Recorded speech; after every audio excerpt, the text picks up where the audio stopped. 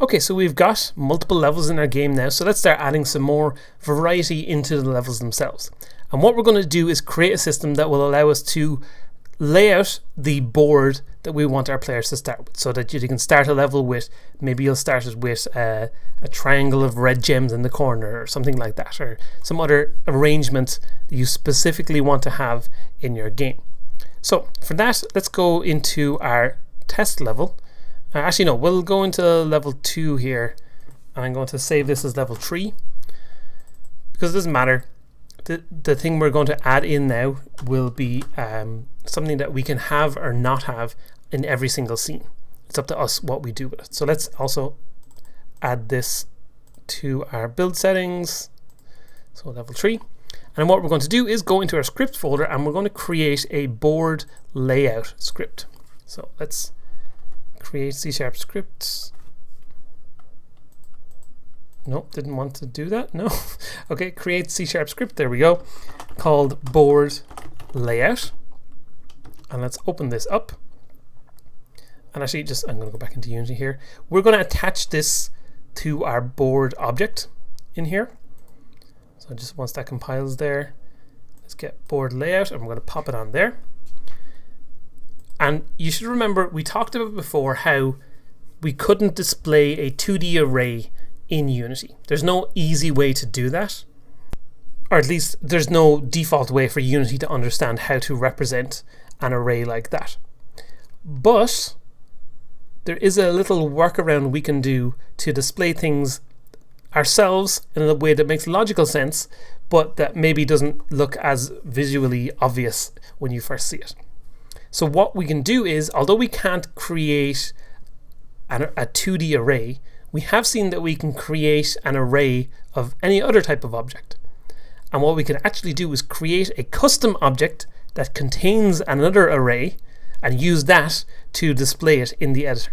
So it sounds a little bit more complicated than it actually is.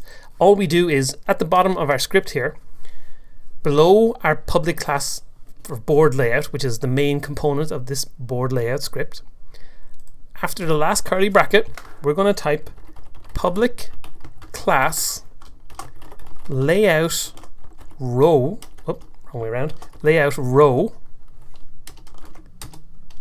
and this is going to be public gem array called gems in row. So basically we've created a custom row of gems here, and to be able to display this in Unity, you just have to put right above it, system, in a square bracket, system dot serializable.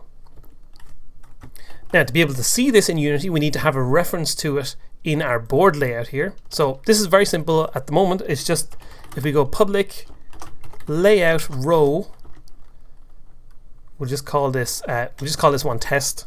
It doesn't really matter what we call it. This is just to demonstrate what's going on here. So if I go back in here now, we let that compile, and if we look at our board layout, now we have a test here which contains an array of gems. So this test object contains another array within itself. So now that we have one of them available, we can just actually create an array of these of these layout row objects that contains an array of gems. So if we, instead of just doing a layout row test, we're going to do a layout row array called all rows. And if we save this, and if we go back in here, let that compile, now we have this all rows. I'm going to set this to be 5 because the height of our board is 5, which means that our board contains 5 rows on top of each other. So I'm going to set the height to be 5, like so. And then within each of this, we now have a row of gems, which at the moment doesn't have any spaces in it. So we would need to make each one of these 5 as well, because it is 5 wide. And just to make it a little bit easier on us, if we actually just put this back to 1 for a moment and leave this as having 5 gems in it, if we then type 5 again, when you increase the size of an array in Unity, it actually copies the last element in the array. So now we have 5 rows and each of those 5 rows has 5 spaces for gems in it. So we're going to treat it as if we play the game here, these are our 5 rows, 1 by 1 by 1. Let's just pause this so it doesn't stop in the middle of me talking. We have our 5 rows, 1 by 1 by 1, and then say in the element 4 here, which is the bottom of our rows, we're going to say this row refers to this bottom line here. So we could say, hey, if we wanted to replicate this one, we could put a red gem here, a blue, a red, and a blue, because that would be red, blue, blue, red, blue. So that's going to make it easier for us to lay things out, because you can say, hey, I want to put something at the bottom, go to the bottom row here and place it in like that. But you should also remember that that doesn't follow the logic of how these things work in Unity. Remember, when we're spawning things in, it starts at 0 here and then puts 0, 1, 2, 3, 4. So it'll actually try and fill these in the reverse order. So we just need to be aware of that, so that when we're copying from this layout here, that we apply them in the reverse order of the rows here. Now that might sound a little bit complicated, but as we step into it, it's actually very, very straightforward to do. So let's stop this running here, and we've got the layout working. So let's, for now, I'm going to pop some gems in here. I'm going to put, in this bottom row, I'm going to put 2 red gems in the on the left hand side. So we're going to have 2 red gems on the bottom left, and then 2 red gems on the bottom right. And in the row above that, I'm going to put 1 gem all the way on the left and 1 gem all the way on the right. So when this is going, we should get a red one here, here, and here, and then some other gem here, doesn't matter, and then a red one here, here, and here. That's the idea of how this will work, and we'll see this in action hopefully in a little bit. But what we're then going to do is jump back into the board layout script. We're going to create the function that will actually allow us to do this. So let's get rid of the start and the update, because we don't need those. We're going to create a public gem 2D array that we're going to call get layout, and that's going to get us the layout that we have. And then we want to make, so to be able to have a gem array like this, you should remember that we have to return something, because it's not a public void. We're saying we want to get a value out of this. So we want to return a 2D array of gems. So we're going to create a 2D array here. So a gem 2D array called the layout is equal to a new gem array. And so we need to tell it the width and the height that we want to use. And the width is going to be how many gems are in our rows. So we know, say for example here, we have 5 gems in each row. So let's say we'll base this off the first row we have. We'll say the gems in this row is 5. So we're going to say new gem, and we're going to say in all our rows at position 0, so the first row, tell us how many gems are in your row. So gems in row dot length. That'll be our width. And then for the height, that's just going to be however many rows we have. So all rows dot length. So that will set up our layout, and then at the very bottom here, we're going to return that layout. So return the layout. And that's, if we have anything in the layout, it'll return it back out for us. So how we're going to fill up this layout of 2D, remember that we want to put, let's just jump in here, we want to put basically anything that's in the bottom row for us logically should be in element 0 of the actual stored array, because you should remember on your when we generate the board, if you just press play here, we know that BG tile 00 is the one in the very bottom here, whereas in our row that we've set up, it will be at 40. So if we go back in here, what we're going to do is we're going to do our X and Y loop again, but this time we're going to do it in the opposite order. So we're going to say for int y equals 0, as long as y is less than all rows dot length, then we're going to say y plus plus.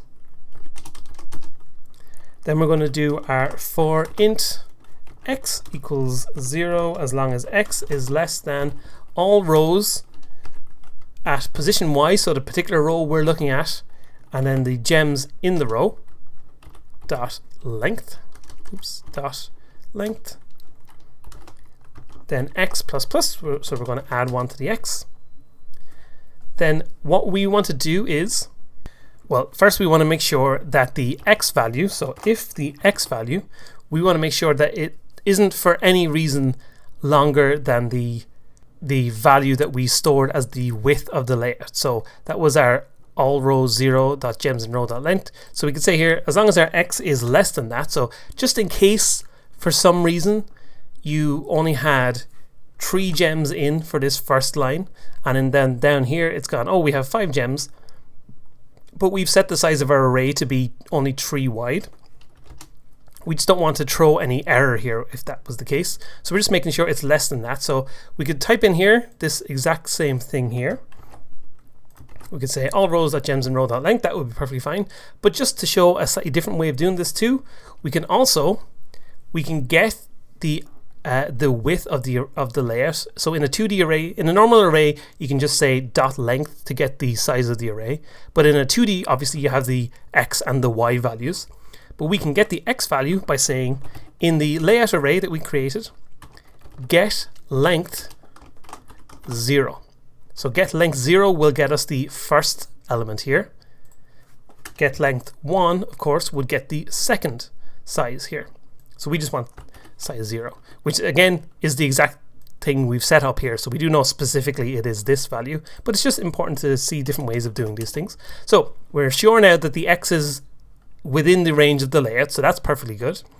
So then we're going to check if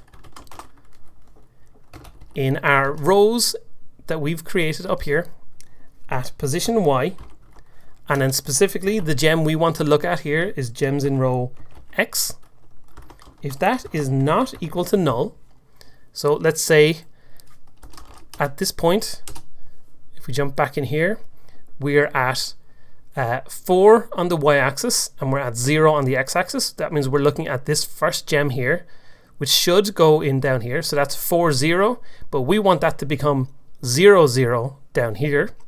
What we can do is we can say the layout, we want to store it at position x because that's the same. We want the x value to be perfectly fine, but we know the y should be in the opposite order. And how we can do that is simply say our all rows dot length, so the amount of rows that we have, so we have 5 rows, we want to take away 1 from that, so we're left with 4, which is the element 4 that we have. So we have element 4, but we want to convert element 4 to be element 0, so that would be by just taking away the y value that we have here, because remember our y value at the moment is at 4 in this list. So we're looking at number 4. So we want to say get the length of what we have, take away 4 from that, which of course would give us 1 because it's 5, and we take away 1 more just to adjust for it being an array and just not a normal number. So this will give us the reverse. So again, let's go back in here. If we're looking at element 3 here, which would be a y of 3, and we look at the first part here, that'll be 0. So it'll be 0, 3 is what we're looking at in this all rows, but in the layout, that should be, if we just press play here, we want it to be referring to this one here. So that would be 0, 1. So that would be our 4 minus the number 3, which gives us 1, which gives us the point that we actually want to place it. So let's go back in here. So we know that that is the place we're looking at. And we know we have a gem that we want to use, which is this one here. So we're going to say the layout should be this gem. Like so. So we go through all that process, and that will basically loop through the whole array and fill all of those in, like so. And with that done, what we can then do, of course, is actually apply that to our board.